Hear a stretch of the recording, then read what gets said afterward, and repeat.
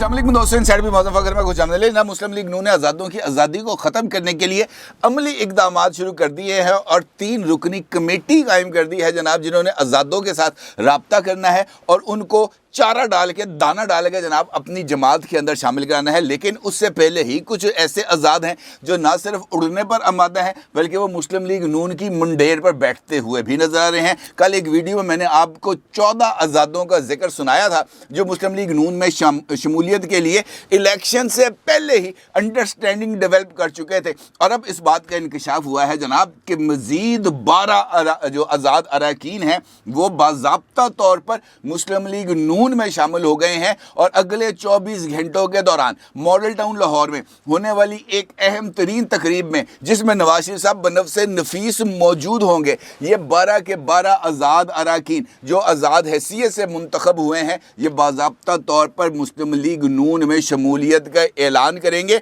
और ना सिर्फ ऐलान करेंगे बल्कि जनाब इनके लिए तो ढोल ढमके का भी भरपूर तरीके से बंदोबस्त कर लिया गया है। इसका मतलब यह है कि मुस्लिम लीग नून बहुत तेज़ रफ्तारी के साथ उस नंबर के करीब पहुंचने की कोशिश कर रही है जो इस वक्त आज़ाद उम्मीदवारों के हकीकी नंबर और मुस्लिम लीग नून के दरमियान फ़र्क की सूरत में हमारे सामने मौजूद है। और ये फ़र्क तकरीबन 25 के करीब बनता है। और मौजूदा सूरत हाल में जहाँ पर एक जानिब 14 और एक जानिब 12 अरकान जो हैं वो मुस्लिम लीग नून में शमूलियत इख्तियार करने जा रहे हैं, तो इसका मतलब ये है कि मुस्लिम लीग नून सिंगल लार्जेस्ट पार्टी के तौर पर इमर्ज होगी नेशनल असम्बली में। और इसी सूरत में वो पाकिस्तान में हुकूमत करने के लिए कुछ लॉजिकल ग्राउंड्स को डेवलप करने की कोशिश करेगी। सूरत हाल में सबसे अहम सवाल यह है कि वो 14 लोग कौन है जो मुस्लिम लीग नून में शामिल होने के लिए पहले ही अपनी अंडरस्टैंडिंग दे चुके हैं, और सबसे बढ़कर ये कि वो 12 अरकान असम्बली कौन हैं जो अगले 24 घंटे के दौरान मुस्लिम लीग नून में शमूलियत का बाज़ाब्ता ऐलान करेंगे। तो ये कुछ नाम मेरे पास आए हैं जो मैं आपकी खिदमत में पेश करूंगा क्योंकि ये जानना आपका सबसे बड़ा हक है। लेकिन इसके साथ साथ ये भी बहुत ही अहमियत का इशू है कि जो जमहूरियत है उसका जो बुनियादी असूल है government of the people for the people by the people, अवाम की हुकूमत अवाम के लिए अवाम के ज़रिए, ये इस बेसिक प्रिंसिपल को किसी भी सूरत डिविएट नहीं किया जाना चाहिए। हुकूमत पाकिस्तान के अवाम की राय का इजहार है, हुकूमत पाकिस्तान के अवाम की पसंद का इजहार है, हुकूमत पाकिस्तान के अवाम का हक है जो उसको मिलना चाहिए बज़रिया अपने अवामी नुमाइंदगान। और इसके अंदर किसी तरह की कोई मैनिपुलेशन, इसके अंदर किसी तरह का कोई रद्दोबदल और ख़ास तौर पर ख़रीदो फ़रोख्त की मंडी लगाकर अरकान को अपने अंदर शामिल करना, ये एक ऐसा कभी फेल है जिसकी तलाफ़ी मुमकिन नहीं हो सकेगी। बहुत सारे दोस्तों को मेरी ये राय बुरी लगेगी लेकिन ये हकीकत है कि मुस्लिम लीग नून अपनी तमाम तर कामयाबियों के बावजूद छांगा मांगा का दाग आज तक अपने माथे से नहीं उतार सकी। लिहाजा बेहतर ये है कि एक महदूद अरसे के लिए या एक टेन्योर के लिए 5 साल के लिए हमें मज़ीद ऐसी चीज़ों से गुरेज करना चाहिए। ये फितरी अमल है कि इलेक्शन के नताइज आने के बाद हर एक शख्स के अंदर ये सवाल पैदा होता है कि मुल्क का नया सियासी मंजरनामा क्या होगा, हुकूमत किसकी बनेगी। और जब हम हुकूमत की बात करते हैं तो हमारे सामने इस वक्त सिर्फ 2 मेन किरदार सामने आते हैं। एक है वो आज़ाद जो किसी न किसी सूरत में मुस्लिम लीग नून के प्लेटफॉर्म से टिकट ना मिलने की सूरत में आज़ाद हैसियत में इलेक्शन लड़े, या वो इलेक्टेबल्स ने किसी भी सियासी जमात से वाबस्तगी का इजहार किए बगैर हकीकी आज़ाद उम्मीदवार के तौर पर ना सिर्फ उन्होंने पाकिस्तान तहरीक इंसाफ के उम्मीदवारों को शिकस्त दी बल्कि मुस्लिम लीग नून के भी उम्मीदवारों को शिकस्त दी। और यही वो 12 अहम तरीन आज़ाद हैं जिनको इस सूरत हाल में बहुत ही ज़्यादा नुमायां हैसियत हासिल है और इन्हीं के ज़रिए बहुत सारी चीज़ों का फैसला किया जाएगा। आज़ाद उम्मीदवारों का जो इस वक्त किरदार है वो कलीदी सूरत हाल इख्तियार कर चुका है। और पाकिस्तान पीपल्स पार्टी भी आज आज़ादों की एक महफिल में उन्होंने भी सजाई है। और इन आज़ादों की महफिल जो जनाब आसिफ अली जरदारी साहब ने सजाई है इसमें खैबर पख्तूनख्वा और जनूबी पंजाब से ताल्लुक़ रखने वाले चंद 9 मुंतखब आज़ाद अरकान ने शिरकत की है। लेकिन उनकी तरफ से अभी तक आसिफ अली जरदारी साहब को कोई जिसे हम कह सकते हैं ना क्लैरिटी के साथ गो हेड नहीं मिला, ना ही उनकी तरफ से अभी तक ये बात सामने आई है कि कौन सा आज़ाद कौन सा उनके पास सामने आएगा।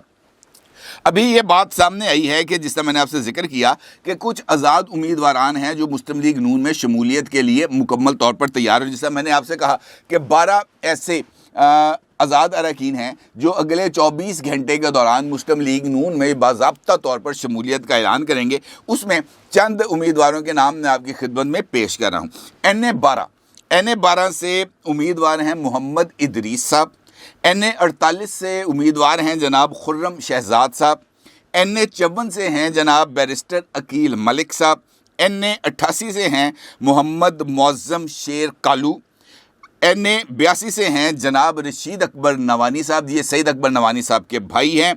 این اے 144 سے ہیں محمد رضا صاحب. این اے 146 سے ہیں ظہور حسین صاحب. این اے 176 سے ہیں محترمہ نازیہ صاحبہ. این اے 189 سے ہیں علی مزاری صاحب. این اے 257 سے ہیں محمد اسلم صاحب. اور این اے 259 سے ہیں یعقوب صاحب. یہ وہ لوگ ہیں جناب جو پاکستان مسلم لیگ نواز میں شمولیت کے لیے مکمل طور پر تیار نظر آ رہے ہیں، اور انہوں نے اپنے اپنے حلقوں میں پاکستان تحریک انصاف کے حمایت یافتہ امیدواروں کو شکست دی تھی. جس طریقے سے محمد ادریس صاحب نے پی ٹی آئی کے حمایت یافتہ امیدوار تھے جو ان کی اپنی ویب پورٹل پہ موجود ہیں، تاج محمد صاحب، ان کو شکست دی تھی. خرم شہزاد صاحب نے اسلام آباد میں سید محمد علی بخاری صاحب جو پاکستان تحریک انصاف کے حمایت یافتہ تھے ان کو شکست دی. عقیل ملک صاحب نے پی ٹی آئی کے سپورٹڈ کینڈیڈیٹ عذرا مسعود صاحبہ کو شکست دی. محمد معظم شیر نے محمد اکرم خان صاحب جو پی ٹی آئی کے سپورٹڈ تھے ان کو شکست دی. رشید اکبر نوانی صاحب نے پی ٹی آئی کے حمایتی یافتہ ہارون احسان پراچا صاحب کو شکست دی تھی این اے 82 سے.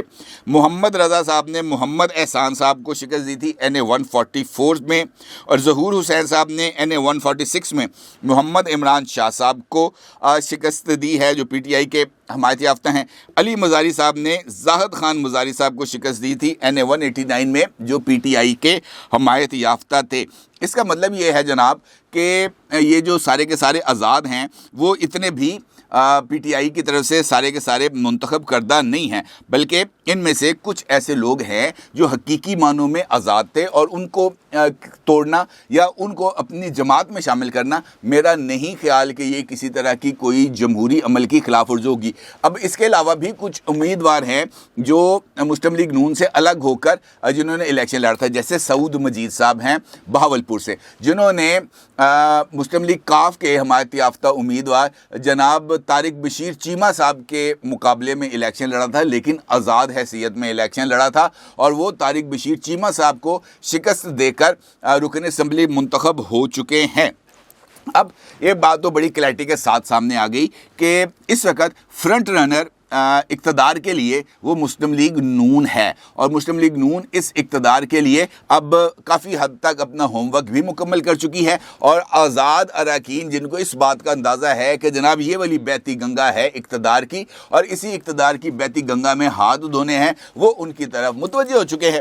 اب اس کے بعد ایک بڑی سیدھی سی بات ہے، الیکشن ہونے تھے، ہو گئے، اچھے ہوئے برے ہوئے قطع نظر اس بات کے، رزلٹس آنے تھے آ گئے، صحیح آئے غلط آئے قطع نظر اس بات کے رزلٹس آ گئے. ایک سچویشن ہے جو پاکستان کو درپیش ہے. اب میرا یہ خیال ہے کہ شاید حالات اسی طرف آگے جائیں گی.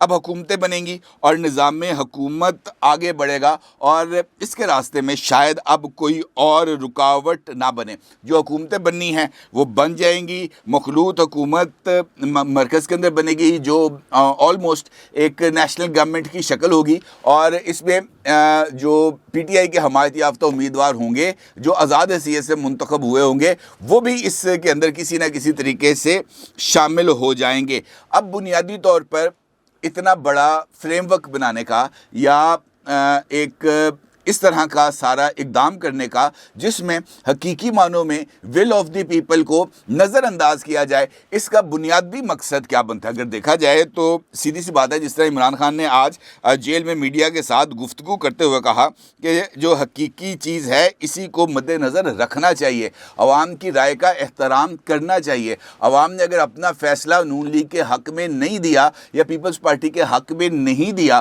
ان کو حق حکمرانی تفویض نہیں کیا، دیا تو ان کو حق حکمرانی نہیں ہے. عمران خان صاحب کا یہ ماننا ہے. اور انہوں نے اس بات کا بھی ذکر کیا کہ اگر عوامی رائے کے برخلاف حکومت تشکیل دی جائے گی تو وہ عوامی اعتماد اور عوامی جو سپورٹ ہے وہ اس کو حاصل نہیں ہوگی. لہٰذا وہ انتشار یا وہ استحکام جو پاکستان چاہتا ہے وہ شاید اس کو نہیں مل پائے گا, اور یہ پاکستان کے لیے اور پاکستان کے عوام کے لیے ایک بہت بڑا سیٹ بیک ہوگا. اس سے گریز کیا جانا چاہیے. عمران خان صاحب کی رائے آپ اختلاف بھی کر سکتے ہیں, اس کو درست بھی تسلیم کر سکتے ہیں, لیکن یہ ایک حقیقت ہے. اب ہوگا کیا؟ ہوگا یہ کہ جو سسٹم ہے اس کو بہت ہی زیادہ, چونکہ یہ ایک کمپلیکسڈ سسٹم کے طور پر ڈیزائن کیا گیا, اور جب بہت سارے سیکشنز کے اوپر مشتمل حکومت تشکیل پاتی ہے تو وہ حکومت ایک کمزور ترین حکومت ہوتی ہے. اس حکومت میں اگر میں یہ کہوں کہ فیصلہ سازی میں مرکزیت نہیں ہوتی تو یہ کہنا غلط نہیں ہوگا. ایسی حکومتوں کو عمومی طور پر طاقتور طبقات ہی کنٹرول کرتے ہیں, اور پاکستان میں طاقت کا سرچشمہ کہاں پہ ہے اس کو ڈیفائن کرنے کی ضرورت نہیں ہے.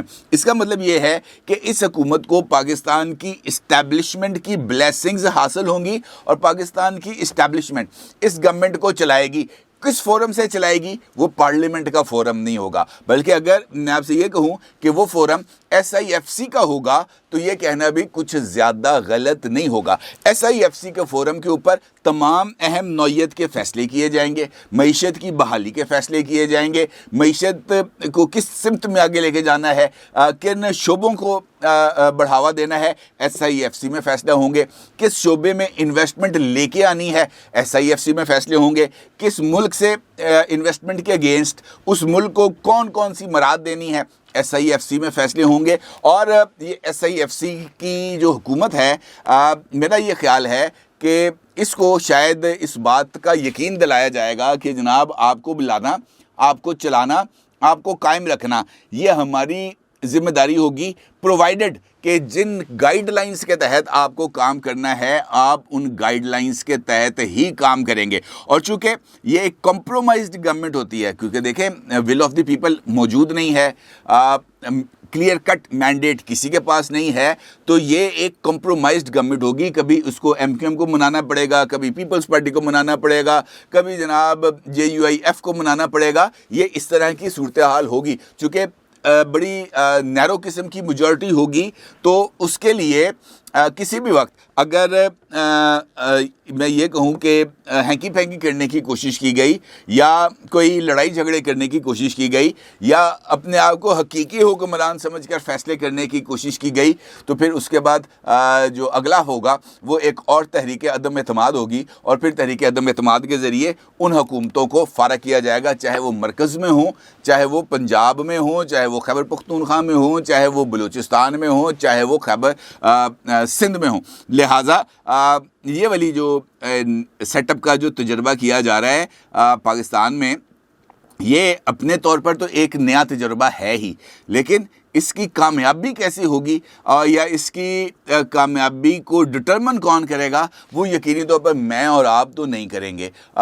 اس کو لانے والے اور اس سسٹم کو چلانے والے ہی اس کی کامیابی اور ناکامی کا تعین کریں گے. ہاں یہ ضرور ہے کہ جس طرح مسلم لیگ نون کو اور دیگر حکمران جماعتوں کو 16 ماہ کا حکومت کے بعد اپنی پولیٹیکل کیپٹل کی قربانی دینی پڑی تھی, اسی طریقے سے اس گورنمنٹ میں آنے کے بعد, اس کولیشن کی تشکیل کے بعد, اس نیشنل گورنمنٹ کی فارمیشن کے بعد بھی انہیں اسی پولیٹیکل کیپٹل کی قربانی دینی پڑے گی, کیونکہ آتے ساتھ ہی اس حکومت کو سب سے پہلے IMF کے ساتھ ایک نیا پروگرام کرنا پڑے گا, اور وہ نیا پروگرام جو ہے میرے اور آپ کا ارک نکال کے رکھ دے گا, کیونکہ وہ پروگرام 5 سال کا ہوگا. اس کا مطلب یہ ہے کہ اگلے 5 سال تک مجھے اور آپ کو کسی طرح کا کوئی ریلیف نہیں ملے گا. تو جب کوئی ریلیف نہیں ملے گا اور ہم 5 سال کے بعد نئی حکومت کا انتخاب کر رہے ہوں گے تو لامحالہ ہم ایک شدید ترین سچویشن سے باہر نکل کر ان حالات کا سامنا کر رہے ہوں گے. تو وہ جو پولیٹیکل کیپٹل ہے اس کا نقصان میرا خیال ہے کہ زیادہ ہوگا. وہ لوگ جن کو اس وقت حکومت کا چاؤ ہے, میرا خیال ہے کہ وہ ذرا زمینی حقائق پر نظر دوڑائیں, صرف ہوٹر والی گاڑیوں کے اوپر ذرا توجہ نہ دیں تو بہتر ہوگا. اپنے آگے ضرور اظہار کیجیے گا. آپ کو بہت شکریہ. اللہ حافظ.